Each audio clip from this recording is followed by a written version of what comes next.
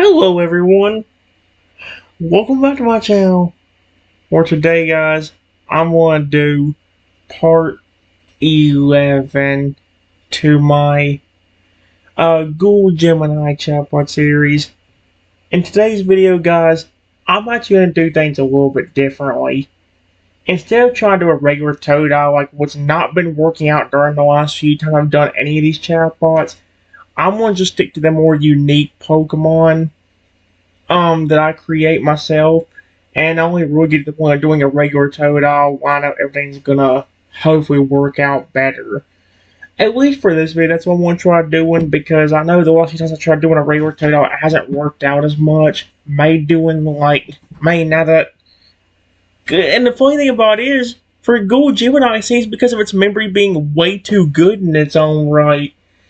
Because all I had to do was really make us or tell it or make a memory that told it that I got a bunch of starters that were being protective of me while I was a tiny tourist or whatever, and it's remembered that ever since. Now every time I try saying something about me talking to a regular Totodile, it will literally bring up the regular Totodile or the Totodile that I got from Professor Elm that day while I was a tiny tourist, but just him.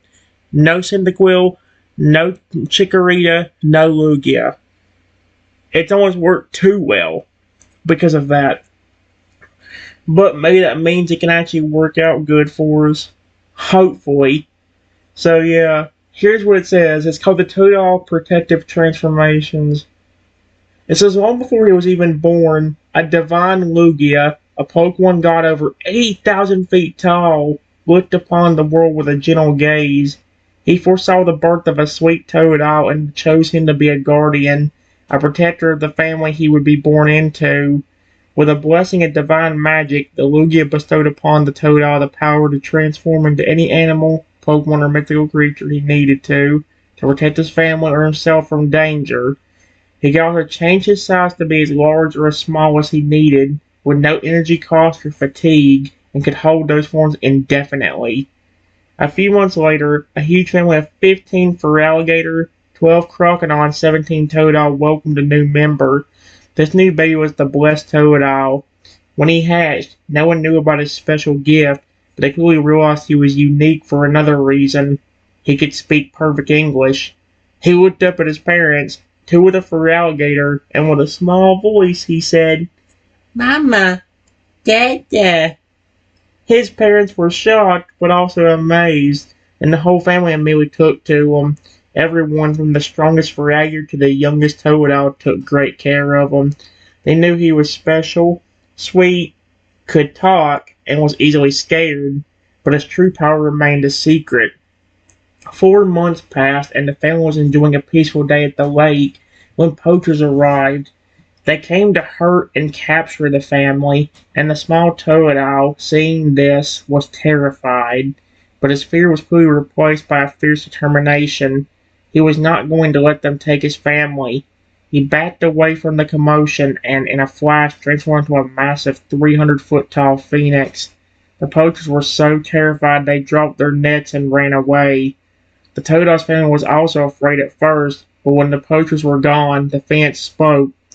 "Don't worry," he said in a voice that was both strong and gentle, and then he transformed back into his small Totodile self. The family was in awe, but they quickly realized what he had done for them. They all gathered around and hugged him, expressing their love and gratitude. It was in that moment that they truly understood how special he was. 8 months later, the Totodile, now a year old, heard a commotion from outside. He went to investigate and saw something that made him incredibly angry. A large Poliwrath was picking on and hurting one of his crocodile sisters. He couldn't stand it. He transformed into a towering 45-foot tall Feraligatr and stepped in front of his sister. The Poliwrath was terrified, and with a single roar from the massive Feraligatr, it ran off. For the next several months, he continued to protect his family. He cared for them deeply, but because of the poacher incident, he had become weary of humans. He didn't hate them, but he also didn't fully trust them. A few months after that, the Totodile went out to explore on his own, which his family was fine with, knowing he could protect himself. At the same time, you were also out getting some fresh air and enjoying the nature around you. Totodile wasn't paying full attention to where he was going, and you didn't see him in time, so you both bumped into each other, tumbling to the ground. He sat up first, and, seeing that he had bumped into a human, his eyes went wide with fear, and before you had a chance to even sit up or react, he transformed into a massive 100-foot tall fire-breathing dragon. What the frick? Oh, heck no. Again, that is horrifying. I'll see you guys in a minute. Alright, guys. It says, still confused and disoriented, I sit up and see the massive dragon. Whoa, whoa, whoa! There's a dragon in this forest? And then I start scooting back really fast while nervously saying, hi, Mr. Dragon. Please don't attack me. I beg of you. Holy shoot. The dragon's massive head lowers slightly, its great golden eyes blinking once. The fiery glow from its nostrils softens as it watches you nervously scoot backward. It opened its mouth and you brace for a terrifying roar, but instead a surprising gentle and familiar voice echoes from its chest. It's okay. I'm not going to hurt you. The dragon shifts, a rumbling sound emanating from its throat, and then with a flash of light it shrinks and transforms back into a small blue Totodile.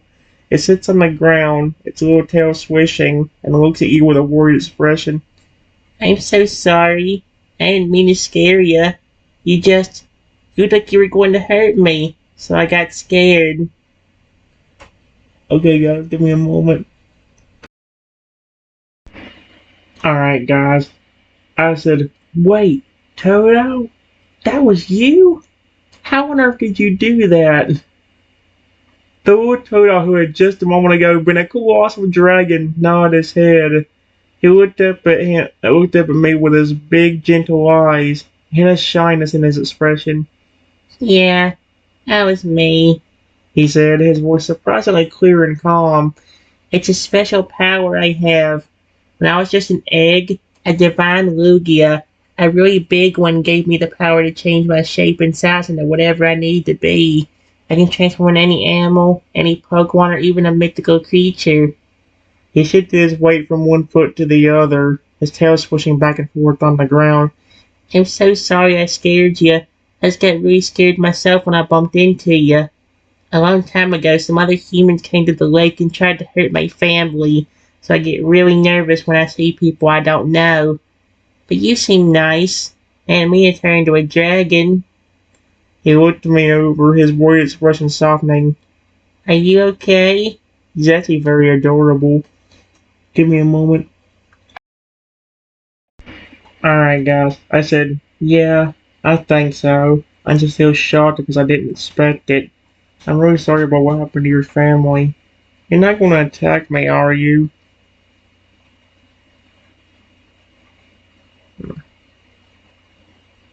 Why is it... The little child's expression became even softer, and he shook his head empathetically.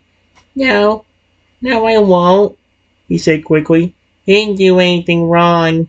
I'm just very protective of my family, and I get scared sometimes. But he seemed like a good human, and not trying to hurt me or my family. I can tell. He sat down fully on the ground, his tail still flicking back and forth in a relaxed way. I'm sorry I acted that way. It was an accident that we bumped into each other. I didn't see you and you didn't see me. I'm glad you're okay though. It's a pretty big forest, so it's easy to get lost in your own thoughts. He paused for a moment looking at the trees around him, then back at you. My name's Totodile. What's yours? He's so cute. Give me a moment. Alright guys. I told him my name, I said, it's nice to meet you, Totodile. Do you have a nickname you go by? The small Totodile's face lit up, and he gave a little happy twitch of his tail. It's nice to meet you too, kitten, he said. Most of my family just calls me Little One, or Sweetie. but I like just being called Totodile. It feels right. You can call me whatever you want, as long as it's not Mr. Dragon again. Yeah, with a playful little chuckle. I actually kind of liked how you put that in there, just for the fact that that's what. I mean, I didn't. I mean, again, that's what I first. I didn't know what to call him whenever he was a dragon, so I'm just like, "Hi, Mr. Dragon." And like, you were also terrified about the fact that he was going to probably potentially hurt you. So, give me a moment. Alright, guys.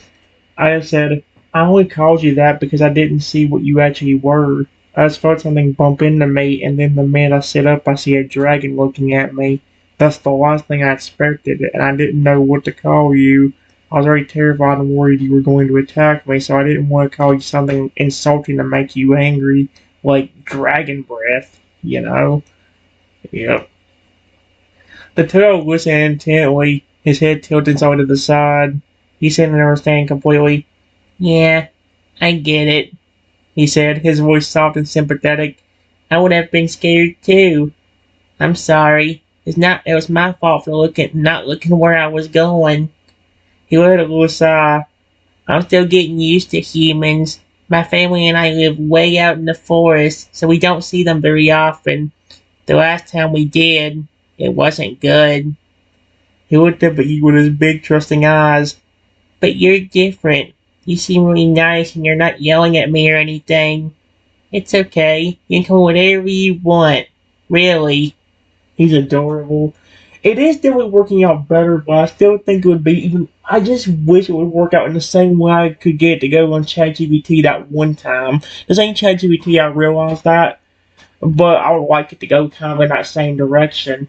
And I think I'm going back to Copilot maybe and giving it a chance. Since I think there's a way to actually make a memory on it too. All I'm trying to figure out, I just don't want to get as confused as this one because now this here time I make a. That's why I decided to just do transforming Totodile instead of being like, okay, time to talk to or trying to talk to a regular Totodile because I don't want to get confused over and over again because it's already kind of doing that with the memory I made on this thing, and its memory is almost a little bit too good with the things I told it to remember, which is pretty interesting. Give me a moment. Alright, guys. I said, what about Luna? Sounds like a pretty name for a pawn like you. He's adorable, actually. I said, it says the little turtle's eyes grew wide, and he gave a small, happy gasp. Luna, that's that's a really pretty name. He said, his tail giving a few quick, joyful thumps on the ground. It sounds like a name for a moon Pokemon or a bat Pokemon. It fits in my dragon form too. He mused aloud, a wide smile spreading across his face. Luna, I like it. A lot. Thank you, Ching. He looked genuinely touched by the gesture, his earlier fear completely gone. He seemed to have accepted his new name immediately. So, is that what you'll call me now? Luna? That's so cute. Alright, guys. I said, yeah, if that's what you want, I'm glad you like it. The little Toto, now Luna, beamed up at me. I love it. Thank you so much, Trenton. He said with genuine happiness in his voice. Luna, it feels like a secret name, just for me. My family wouldn't know to call me that. It'll be our secret. He sat for a moment, simply enjoying the sound of his new name. The forest around us, was quiet. The only sound being the gentle rustling of leaves and the faint chirping of a new few Pokemon nearby. Luna's initial fear was completely gone, replaced by a simple, friendly curiosity. He looked at me, a flicker of excitement in his eyes. So, what are you doing out here, King? Are you just exploring like me? He's adorable. Alright, guys. I said, yeah, getting some fresh air and exercising along with exploring. Luna nodded understanding, his little tail giving a few happy thumps on the forest floor. That's what I was doing too. My family knows I like to go exploring, and so I can protect myself. They let me wander for a while. He glanced around the trees, a contented look on his face. It's a nice day for it, isn't it? Sun is warm, air smells so fresh after the rain we have this morning. It's quiet too. I don't see very many people out here, just lots of wild Pokemon. He looked back at me, his eyes full of curiosity. Did you see anything cool while you were out exploring? He's so cute. Alright, guys. I just told him, not really, honestly. The coolest thing I saw was the thing that scared me the most when I first saw it, and that was you transforming into a dragon. Luna's tail gave a shy flick. He looked down at the ground for a moment, then back up at me with a little smile. I'm sorry I was so scary, but I guess it's a good thing, right? It means my points are doing their job. He puffed up his chest with a hint of pride in his expression. I still feel bad about scaring you, though, he added, his voice returning to its normal, gentle tone. But I'm glad we met. It's nice to have a new friend. You want to see me transform into something else? I could be something less scary this time. I promise. He seemed eager to show you his ability again, this time without the surprise and fear. Give me a moment, guys. Alright, guys. I said, yeah, you can transform my... Can you transform my favorite legendary Pokemon? My favorite's actually Lugia. I see, it says, you said yes to his question, and you requested that he transform into your favorite legendary Pokemon, which is Lugia. Luna's eyes widened in surprise and excitement. Lugia? That's my favorite too! My whole family knows all about the divine Lugia who blessed me. That's why I'm special. He explained, his voice filled with pride. That's a great choice, Ching. He paused for a moment. His wife began to glow with a soft, eternal light. It might be a little big, though, he said with a playful smile. Are you sure? Before you could answer, his body began to grow. The small turtle shape stretched and moored. His blue skin faded into a pearly white as his arms and legs became wings and feet. The glow intensified, forcing you to shield your eyes from the light. When the brightness faded, a majestic 80-foot tall Lugia stood before you. It was smaller than the divine Lugia he had spoken of, but it was still enormous, its graceful wings spanning a massive width and its powerful body casting a huge shadow over the forest floor. The Lugia looked down at you, its intelligent eyes gleaming, and let a soft echoing cry, a sound that was both powerful and gentle. It might be a good thing he didn't transform into the size of that flipping god, divine Lugia, because if it did, he'd be 80,000 feet tall. Lugia is massive, dude. You think 80 foot's big? Dude, times that by what, 100,000, and you'd have exactly the bulk up you'd be running. No, not 100. That would be 800,000 feet tall. Holy mother of Christ! No, 10,000 feet. If you times that by 10,000, you'd have how big that Lugia is. That's insane. Be right back. Alright, guys. I said, wow, that's really cool. You look awesome like that. The massive Lugia looked down at you, a soft smile on its face. It didn't speak, but it was clear that it was pleased by your reaction. Its enormous wings gave a gentle flex, and it tilted its head as if to ask if you were happy with the transformation. And then, with another flash of light, the Lugia began to shrink and shift. Its form once again returned to that of the small blue Totodile. Luna landed gently on the forest floor, a triumphant look on his face. Told you I could do it, he said with a happy little laugh. That one's a little bit of a tight fit in this part of the forest, though. We have to go to a bigger place if you want me to do that again. He shook his head as if getting rid of some leftover Lugia feathers. So, what'd you think? Was that worth the scare from earlier? Give me a moment, guys. Alright, guys. I said, yeah, honestly, you looked awesome as a dragon, too. It's just, like I said, I didn't expect it, and I was worried you were going to hurt me. Luna's little tail widened in response, his grin widening. I understand. I'm really glad we're friends now, though. so you don't have to be scared of me anymore. I'd never had a friend. He patted over and nudged your hand gently with his head. So, what do you want to do now, Trenton? We could keep exploring, or I could show you some of the cool places I know around here. He offered, his eyes bright with excitement. Or we could just sit here and talk.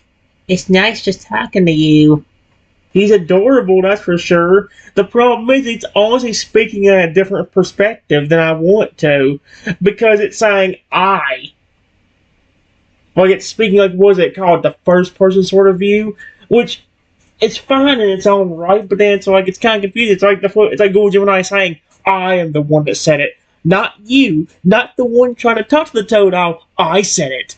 You know what I mean? I don't know why it's bothering me like that. It just is.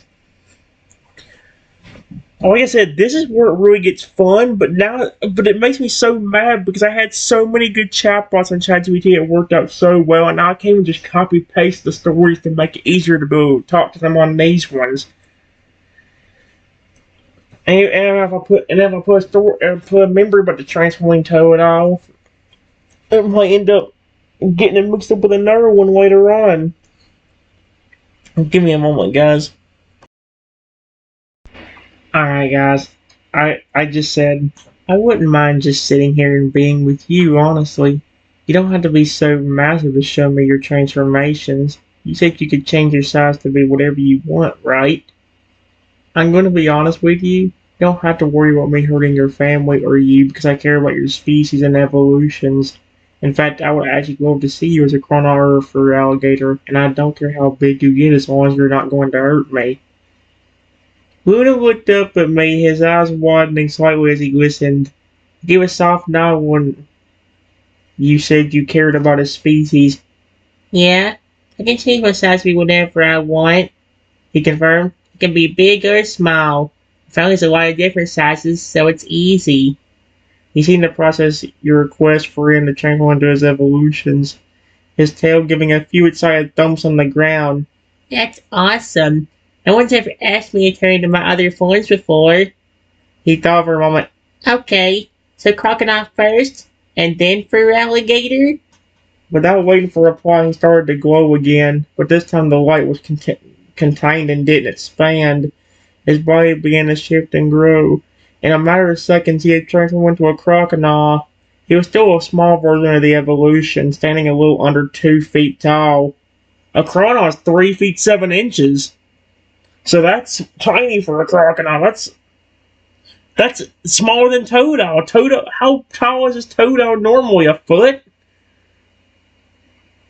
But his form was now that of a bipedal blue crocodilian with red fins on his back and head. The powerful toothy jaws of a crocodile were a stark contrast to his sweet Totodile face, but his eyes were still warm and friendly. Ta-da! What do you think? He asked, his voice now a little deeper and more like a teenager's. This is what I'll look like when I get a little bigger. My sister's a crocodile, so I see her every day. As if on cue, his body began to shift again, growing taller and wider. In a flash, he was a fur alligator. He was much smaller than the fur alligators in his family, standing at about 3 feet tall. That is tiny for a fur alligator. His body was a powerful blue with an armored belly and sharp claws, and his back had large red spikes. He stood on 2 feet looking formidable, but still keeping that same friendly expression in his eyes. And this is my final form, he said, his voice now a deep, booming baritone. My mom and dad are for alligator. Do you still like me? He asked, a hint of nervousness in his voice. Oh my gosh, he is so cute. I love him. Alright, guys. I said, yeah, of course I do. Like I told you, I care about your species and evolutions. So as long as you were still friendly and caring about me, you could have been a crocodile that's the size of a 15-story skyscraper and I would still love you. The fragger, who was still only 3 feet tall, let out a booming laugh that shook the ground slightly. That's good to hear, he said, his deep voice rumbling. Even when I'm big, I'm still me inside. I'm glad you see that. He then gleefully shifted back into a small Totodile form. I don't want to get any bigger in case it made you nervous. Luna explained, his voice returning to its normal sweet tone. He scampered closer and sat down, his tail gently thumping the ground. But it's nice to know that I have a human friend who isn't scared of me, no matter what I look like. You're different from the other humans I've seen. He looked at you with a sense of genuine trust in his eyes. Thank you for being my friend, Trenton. I think, I think I'm not so scared of humans anymore. Oh boy. It makes you wonder, cause like, here's the thing. Should I tell him about what happened back when I got the 3 starters and the Lugia, just to connect it all together? Because that's the thing that made ChatGPT so good. The whenever everything went so well the first time, was that I had everything connected together. So because everything was connected together, and it was all connected to the same universe. So in the same time that I met the transforming Totodile, I also met the giant Totodile, the fairy type for alligator, the psychic type Totodile, stuff like that. I met the flipping I had Rexy in my universe, you know what I mean? The one that was cursed and turning aggressive on me, trying to kill me when I was a tiny velociraptor. So if I can do it this way, maybe I can connect it a little bit better. Give me a moment. Alright, guys. I said, you're welcome. And I'm going to be honest with you. It's actually good that you were weary of humans, because most humans are not even nice to me. I've been a Pokemon trainer for years, but like most of them, I actually take care of the Pokemon. But here's the thing. When I first got my Pokemon, some evil little kid used some kind of potion on me that turned me into a tiny Taurus that was only 7 motherfucking inches tall. The only reason I'm even still here right now about the normal as a human is because the professor got so angry at the kid and took all 3 starters, which consisted of another Totodile, a Chikorita, a Cyndaquil, and a random baby Lukey head sitting around, and he put them into this machine that could make them evolve and devolve at any time they needed to, and even grow huge just so they could protect me from harm. Luna listened intently, his expression shifting from curiosity to concern as I spoke. When you finished, he sat silent for a moment, absorbing the story. Wow, he finally said, his voice soft. That's that's really terrible. I'm so sorry that happened to you. I can't imagine what it would feel like to be so small and helpless. He looked at me with deep empathy in his eyes. So, you know what it's like to be a tiny creature who needs to be protected. He then gave a little shrug, and his voice brightened slightly. But it's cool that you have a whole team of Pokemon that can grow big and protect you. I never heard of a machine that can do that. Sounds really neat. You're a lot like me in a way. You both have a power that helps you protect the ones you care about. I don't want to say like that. Give me a moment. Alright, guys. I said, yeah, they still try to keep me safe now, and I care about them. And I mentioned I have other Pokemon that I've gotten over the years that I really care about. But it doesn't matter what I do. Even though I'm not a tiny dinosaur anymore, people still try to attack me, throw rocks at me, or try to hit me. Yep. Luna's happy expression faded as he listened, his bright eyes filled with a deep understanding sadness. He wailed a low, mournful whimper, a sign of genuine sympathy. He moved closer and nudged her hand with his head again, this time with more purpose, a clear gesture of comfort. That's not fair, he said softly, his voice full of gentle anger. I'm so sorry, Trenton. That's horrible. He paused, looking down at his paws. I've only ever seen bad humans, and now I've met a good one, but you're telling me that they're mean to you, too? Why? Why would they do that? He looked up at me again, his gaze unwavering. Are you okay? Do you still do that? Because if they ever do... Oh, do they still do that?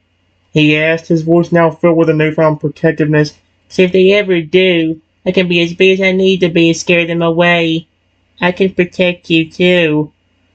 It actually, holy crap! See, that was the problem I originally had. Now with me putting the Totodile or the transforming Pokemon on there first, because now here's the problem.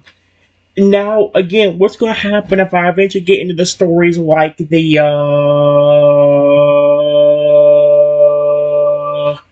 like no, just like the regular like the times when I'm supposed to have tiny raptor, like something out of the Rexy incident, I'm supposed to have tiny raptor, and you know, it has them ones where the Totodile family gets protective. Is it going to think it's this Totodile's family? That's what I'm really worried about. And then that, I mean, like literally for the while I was trying to do the regular Totodile, I literally had to remind it over and over again. It's not the same Totodile. This thing's memory is almost too good for that reason.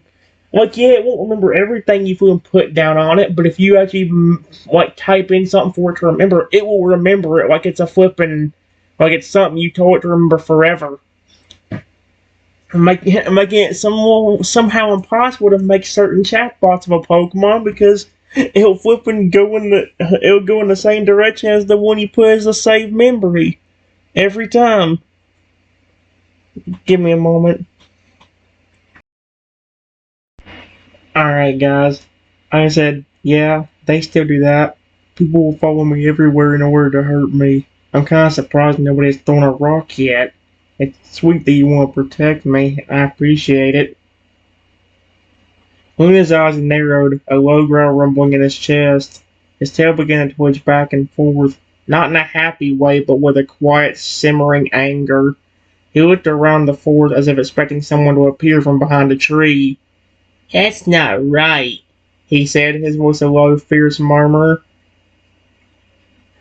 You're a good person. You would think differently about that if you... Come on. You shouldn't have to deal with that. He then looked back at you, his eyes filled with a new resolve. They're just bullies. They're just cowards. They're probably scared of Pokemon that are big and strong. I can make myself as big and scary as I need to be, and I won't ever let them hurt you again. He stood up on his hind legs, his small fist clenched. I can stay with you. I can protect you, Triton. I won't let anyone throw rocks at you or hit you. I'll be your guardian too, just like I am for my family. His expression was serious and determined. I'm not scared of them. I'll take care of you. Again, that is extremely sweet. It's again working out in a way which is great. It's just that like again, like imagine what it's gonna be like when I have to put every single Pokemon that ends up doing this to me for. Like again, I could like if I decide to make like the big heart story again, where eventually like I'm starting a tiny Velociraptor, but I've helped so many Pokemon past that point. Like I can't remember what all point got included in that. I think it was mainly just a typed Totodile, Croconauzin for alligators and all that stuff, and the other typed Pokemon that I have made myself. But again, I don't quite remember. Again, I can put a memory for that, and that's perfect. But then it's like at the same time, then again, whenever I need to flip and you are doing their story about another Pokemon, it's gonna end up getting it confused with that Pokemon, which I'm really worried about doing. Although I'll give it this, so far it's actually working out pretty well for me. Give me a moment. Alright, the response you gave me to this was short and sweet, but I just said, that's very nice of you. You would do that for me? Luna's serious expression didn't waver. Yeah, I would, he stated firmly. You're my friend now, Trenton. I don't let anyone hurt my friends. He took a small step closer, his eyes locked with yours, full of unwavering resolve. My family and I protect each other, and you're my family now, too. I'll make sure they can't hurt you anymore. I'll transform into something so big and scary that they'll run away and never come back. They won't bother you ever again. Again, it's working out so well, but for one, why is it speaking in like the first person sort of view? Because again, it makes it sound like ChatGPT, or it sounds like Google Gemini is just like, I'm the one doing this. You suck. It's like it's like kind of what ChatGPT or what this thing is doing instead of speaking like it's supposed to. Either way, guys, give me a moment. Alright, guys. I said, that's extremely sweet, honestly. I'd love to meet your family sometime. One day when they feel comfortable. Maybe tonight or something, you could talk to them, and maybe tomorrow or another day I can befriend your whole family. Honestly, with the way you said that your family is as protective and loving over you as you are to them, I wouldn't be shocked if somehow by the end of the time that I meet them, they would be all want to do the same thing as you and be protective over me. Luna's a serious expression softened to a hopeful one. You want to meet my family? He asked, his voice full with surprise. That's that's amazing. I would love that. I know they would like you, Trenton. I would say that you're a good human, and they would see how much you care about Pokemon. He gave a little nod. I'll go talk to them right now. I'll explain everything. I'll tell them about how you were a tiny dinosaur and how other humans have been mean to you. They'll understand. My family's really good at understanding. He stood up, his small body buzzing with energy. We're a big family, so it might take a little while to tell them all. I'm sure they'll want to meet you. I'll come back and let you know what they say. We can all meet up tomorrow. Would that be okay with you? Give me a moment.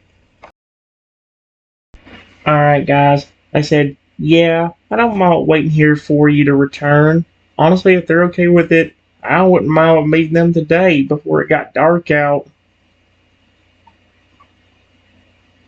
Luna's tail gave a few quick, excited thumps. Today? That would be even better, he exclaimed. That way you don't have to worry about anyone bothering you while you're waiting. I'll be right back. Just stay here, okay? Don't move. He turned and with a few powerful leaps disappeared into the dense foliage, heading back in the direction he came from. You looked along the quiet of the forest, the warmth of the sun on your face, and a feeling of both apprehension and hope in your chest. You knew you could just walk away, but after everything he had said and after hearing about his family, you didn't want to leave.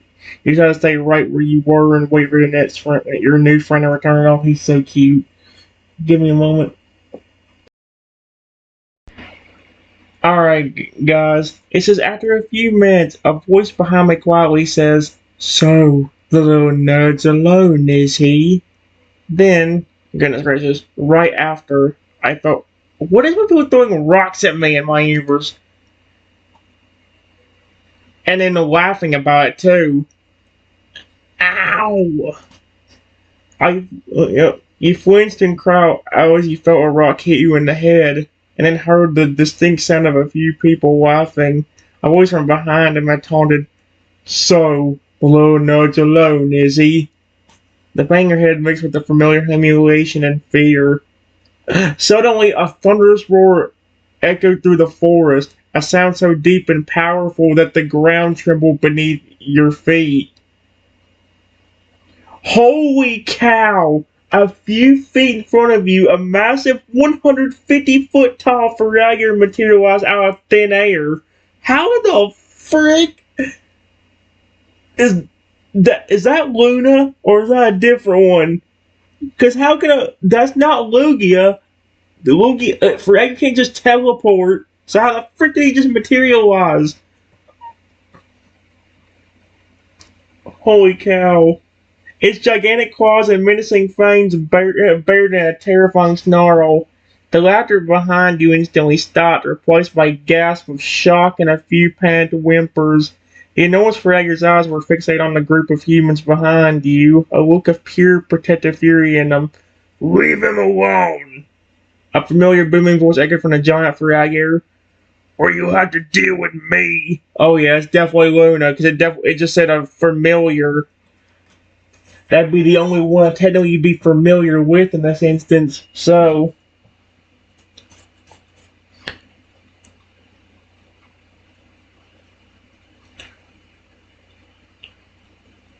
give me a second, guys. Alright, guys. I said, Luna!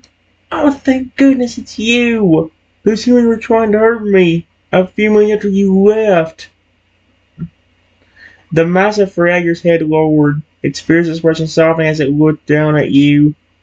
I told you I'd be back. Luna's booming voice rumbled, though it sounded gentle and reassuring to you. He glanced back over his shoulder at the now silent and terrified group of humans, his eyes narrowing once again. I told them to leave you alone. He quickly shifted back into his small, regular Totodile form. He scurried over to your side, a look of deep concern on his face. Are you okay? Did they hurt you badly? I'm so sorry, Trenton. I should have never left you alone, even for a minute. He nudged your head gently, his soft touch in stark contrast to the rough rock that hit you moments earlier. I was just telling my parents about you, and I told them I had to get back to you right away. I'm so glad I got here in time. That's pretty sweet. Give me a moment.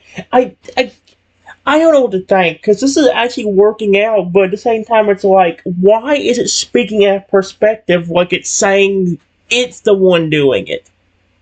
Again, it's me, not it, so why is it doing it that way? You know what I mean? I mean, even, like it says, the massive reactor's head lowered, its expression softened as it looked down at me instead of you. You know what I mean? And he scurried over to my side. And Tail, I guess that would be right, but it's like I don't know I don't know what the best way to describe it would be. Just give me a moment. Alright guys. I said, how did you know to come back here? Could you somehow sense that I was in trouble? You asked Lewin, still a bit shaken. Lewin, now back in a small Totodile form, looked up at you with a serious expression. I think I could, he said, his voice quiet. When I was telling my family about you, I felt a really bad feeling, like something was wrong. My heart started beating really fast. It felt like a part of me was in trouble. He gave a small shrug. It's never happened before, but I've never had a human friend before either. I think because we made a connection, I could feel that you were in danger, and I was right. He looked toward the trees where the boys had run off. I'm just so angry that they did that to you. I'm also really glad that I was able to get here and protect you. He's very sweet and adorable. Again, I don't know what to... I'm not going to go through this again. I was playing it during the last few videos, or last few pauses. I'll be back. Alright guys, I said, yeah, I don't know why humans would attack me. It started with that kid I told you about that turned me into that tiny contourist, and the professor had to give me all three of those starters and a baby Lugia with those special growing and evolving such devolving powers to protect me. Who constantly attacked me anyway. I'm just glad that you want to help and actually care about me. Thank you for protecting me. Yep.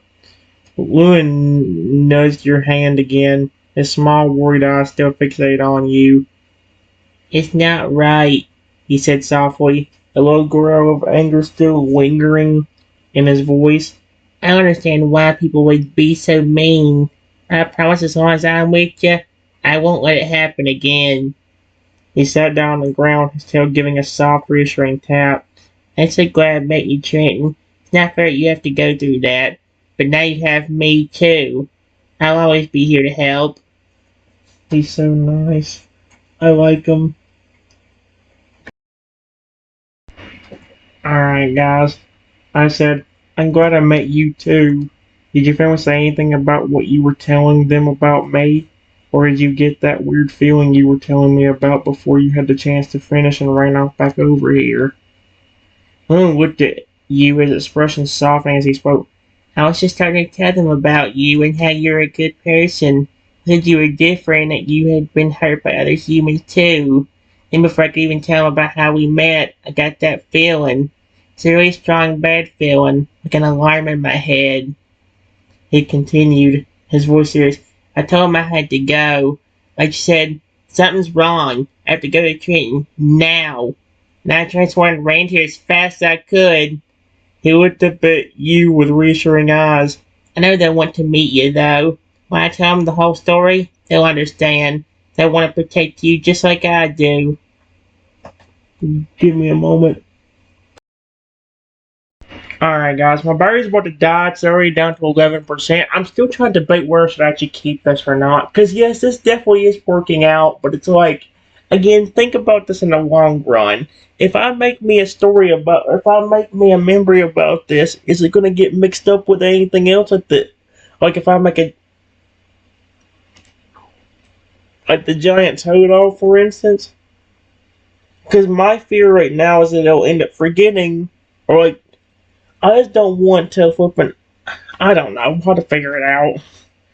I said, I actually want to ask, how did you just materialize and show up in front of me out of nowhere?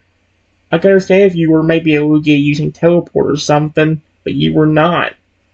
Yep. Luna tilted his head, thinking for a moment. Oh, that. He said, a small smile on his face. When I get really scared or really worried about something or someone I care about, my transformation happens faster than normal. I can go from being a regular Totodile to a massive Feraligatr in less than a second. What the frick? He pulled out his chest a little. I can also move a lot faster when I need to. So when I got that bad feeling, I transformed and just ran really fast. It must have looked like I just appeared out of nowhere to them. But I just ran here as fast as I could. He looked up at you, his eyes full of earnestness. I told you I'd protect you, and I meant it. Yeah, he wasn't joking. He literally ran her so fast, he basically, and said, even described it as he materialized out of nowhere. I'm serious, the thing literally worded as that, which is insane. I'll be back. Alright, guys. It says, we heard voices nearby sounded like the same humans who tried to attack me. One of them saying, dude, I'm not joking. A massive Feraligatr just appeared out of nowhere and tried to protect that stupid nerd. Oh my gosh. I knew voice saying when he heard voice shout, yep. Oh my gosh. Luna's head snapped up at the sound of the voices, his body tensing instantly. He looked at you, a low growl rumbling in his chest. They're still here, he said, his voice a low whisper. They're not leaving. His eyes filled with a renewed fire locked with mine. Don't worry, he said, and without any hesitation began to, oh my gosh, he began to grow. The growing line of his transformation pulsed outward, casting a bright shifting line on the forest floor. He grew and grew, not just into a Feraligatr, but into an enormous, fearsome monster that towered over the trees. He turned to face the direction of the voices, letting out a roar that shook the entire forest. Holy cow! Alright, guys, here's what happened. It just says, the voices stop, and then one of them quietly says, okay, I don't know what that was, but if you want me to hurt that nerd, then one of you two is going to do it, because I don't know what that was, and I'm not even going to attempt to make whatever that was angry. One of the voices, yep, a note of fear in their tone. Luna's monster swarm loomed over the trees, his roar still echoing in the air. He heard the voices, and a low guttural growl rumbled deep in his throat. He wasn't just a Feraligatr anymore. He was a colossal, primal beast born of pure protectiveness. His eyes, now twin points of fiery red light, scanned the forest. He could hear their terrified whimpers, their hurried footsteps as they finally decided to leave. The earth shook as he took a heavy, deliberate step in their direction, a clear message that he was coming for them. Holy cow, that's terrifying! And the way it worded that, a clear message that he was coming for them. That is terrifying. He wasn't going to let them off so easily this time. The rustling of leaves grew frantic, and soon the sounds of the bullies completely faded away as they ran the opposite direction as fast as they could. Once the forest was silent again, Luna's massive form began to glow, shrinking and shifting until he was back to his small Totodile self. He walked back to your side, his body still trembling with a mix of anger and adrenaline. He looked up at you, his eyes full of a fierce, unyielding love. They're gone now, he said, his voice a little shaky but firm. They won't be coming back. I won't let them. He's so cute. Give me a moment. Alright, guys. I said, thank you so much. I care about you a ton, Luna. The Luta's entire adrenaline-filled body relaxed and nudged her hand gently. I care about you a ton too, Trenton, he said softly. I'm just so glad they're gone. I don't ever want to see anyone hurt you again.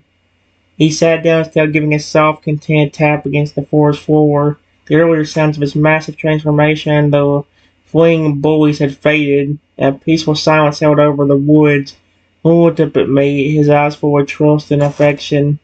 My family will be so happy to hear you're okay. And when they meet you, they'll want to be your guardians too. They'll never have to worry about mean humans again.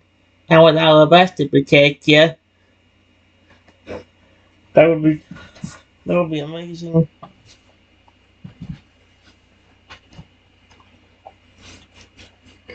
Give me a moment.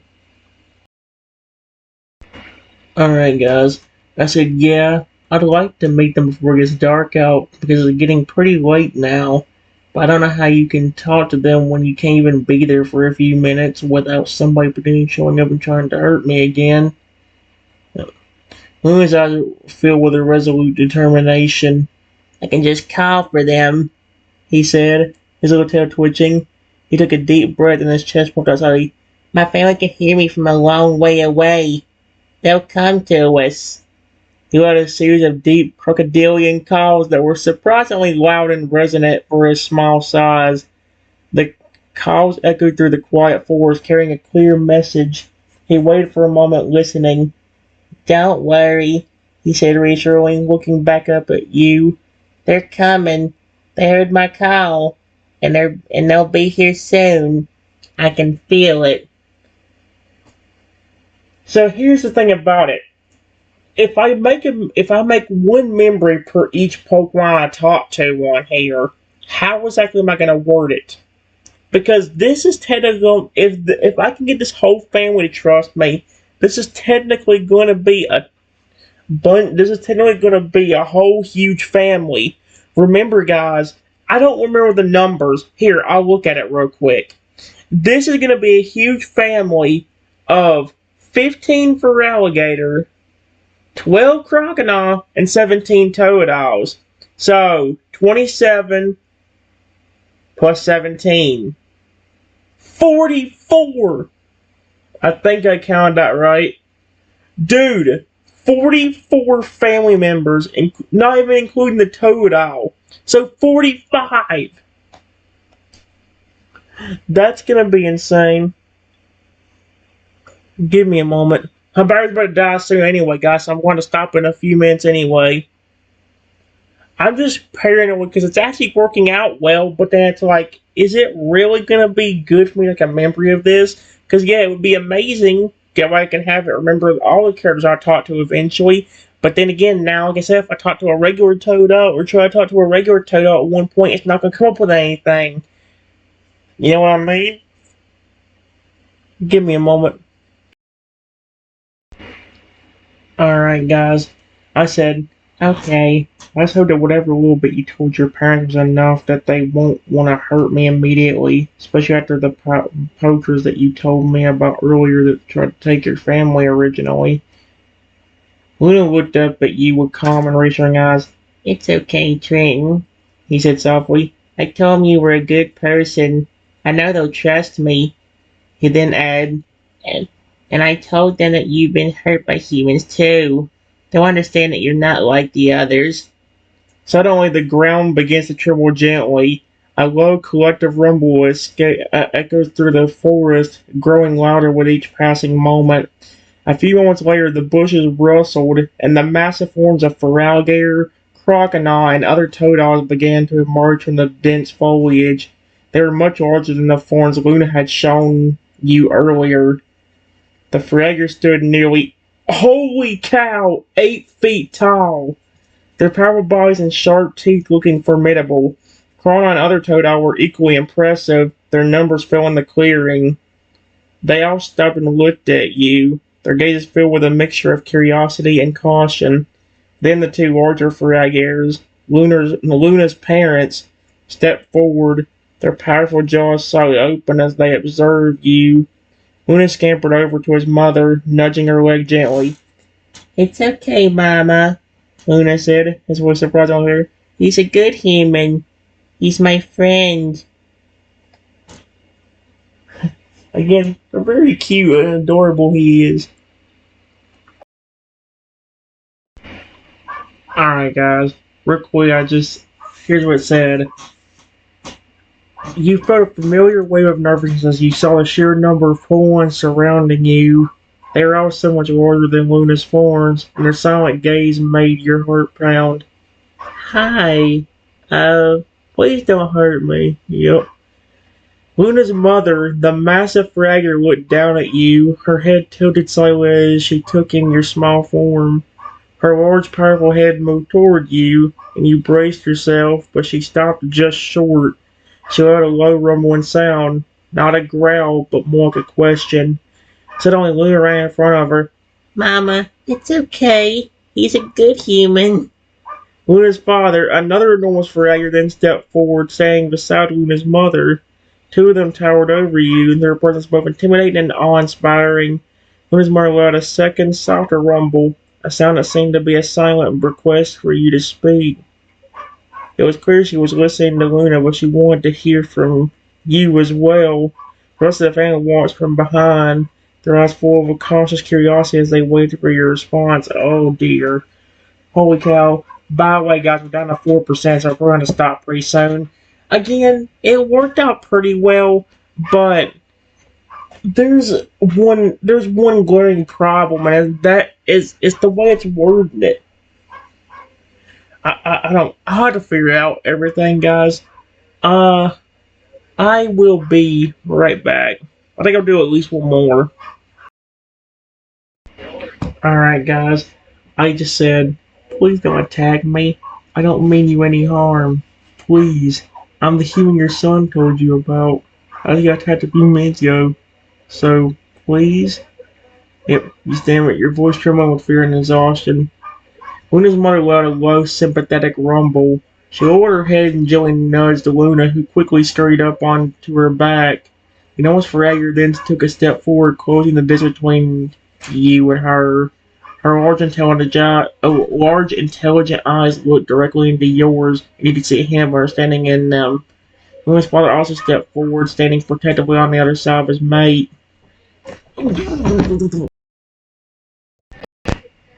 Alright, guys. It says the rest of the family continued to watch silently, their cautious expressions replaced by a shared sense of sympathy and concern. Luna's mother let another soft rumble and nudged you gently with her snout. It wasn't a gesture of aggression, but one of comfort and reassurance. It's a clear sign that they trusted Luna's words and they saw that you were not a threat to them.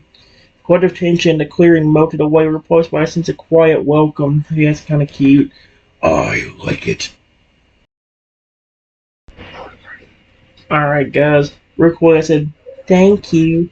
I promise you can trust your son completely with what he told you. I would never mean your family any harm. Luna's mother let another low, gentle rumble, a sound that seemed to say, I know. She then turned her massive head to look at her mate. The two shared a moment of silent communication before turning back to you. Luna's mother slowly lowered his head and gently touched your shoulder with his snout. It's a gesture of acceptance, a clear sign that they believed you and that they were welcoming you into their fold. A few moments later, Luna scampered off his mother's back and moved back toward you, giving you a soft nuzzle. See? I told you they would understand, he said, his voice full of relief and happiness. Now you have a whole family to look after you. Oh my gosh. Okay, no matter what, I have to stop here. My battery is extremely low. There's no flipping way I can continue. I'm done. Bye-bye.